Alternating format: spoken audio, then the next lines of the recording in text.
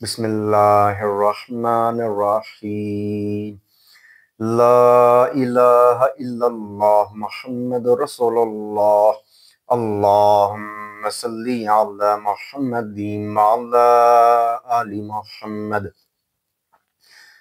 مجھے کیونکہ اپنے نبی پاک اللہ تعالیٰ رب العزت آلمائٹی کے آخری نبی خاتم النبیین پروفٹ حضرت محمد صلی اللہ علیہ وآلہ وسلم سے محبت ہے اور بے پناہ عشق ہے مجھے نبی پاک صلی اللہ علیہ وآلہ وسلم کے ساتھ، تو میں نے کوشش کی کہ میں عربی زبان سیکھنے کی کوشش کروں، جتنی بھی ہمت اللہ تعالیٰ رب العزت آلمائٹی نے مجھے عطا فرمائی۔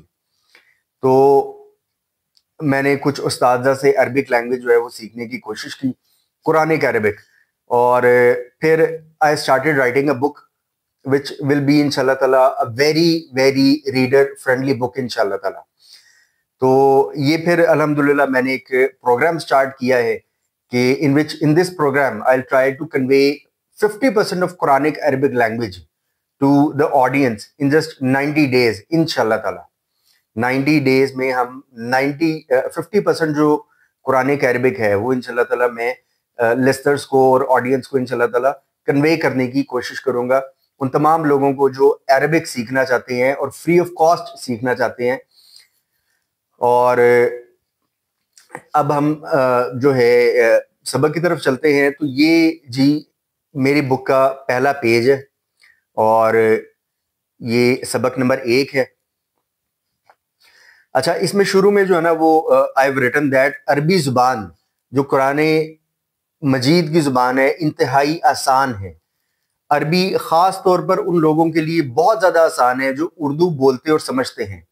اردو بولنے اور سمجھنے والوں کے لیے عربک جو ہے وہ بہت زیادہ آسان اس لیے ہے کیونکہ جو اردو بولنے والے ہیں ہمیں عربک الفابیٹس بائی ڈیفالٹ آتے ہیں، ہمیں پتہ ہے کہ عربک الفابیٹس عربک حروف الہجا کون کون سے ہیں، اور اس کے ساتھ ساتھ ہمیں اردو بولنے والوں کو یہ بھی ایک ایڈوانٹیج حاصل ہے کہ انہیں جو ہے یہ بھی جو ہے طریقہ آتا ہے کہ حروف الہجا کو الفابیٹس کو آپس میں جوڑنا کیسے ہے۔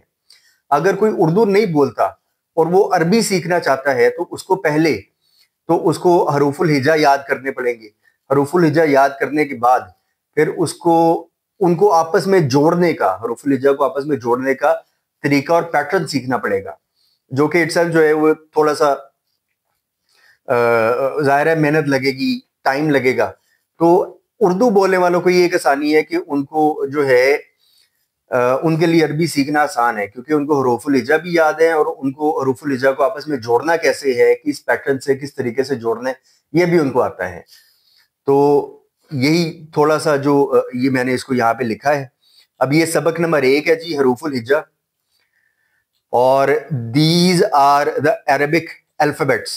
These are the 28 Arabic alphabets. یہ عربک زبان کے 28 حروف الہجا ہیں، اور according to 99% of Islamic scholars there are 28 Arabic alphabets. 99% Islamic scholars کے نزدیک جو ہے عربک زبان میں 28 حروف الہجا ہیں، and I have made a division of these 28 Arabic alphabets in 4 rows and 7 columns. These are 4 rows and 7 columns. تو اس طرح جو ہے نا خوبصورتی کے ساتھ میں نے حروف الہجا کو یہاں پہ ایک ٹیبل میں جو ہے وہ لکھا ہے۔